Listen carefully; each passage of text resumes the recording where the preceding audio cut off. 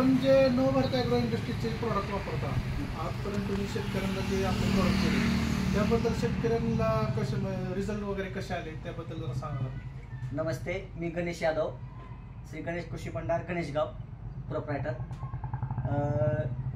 मी एवढंच सांगेल, मी 1 वर्ष झालं नवभारत ॲग्रो इंडस्ट्रीज यांची सॉईल के बूस्टर, वंडर 7, सिली गोल्ड, मॅक्सी गोल्ड हे खतामध्ये बेससाठी आणि लिक्विड फॉर्ममध्ये या कंपनीचे वंडर 7 5 लिटरमध्ये मायक्रोटन आहे.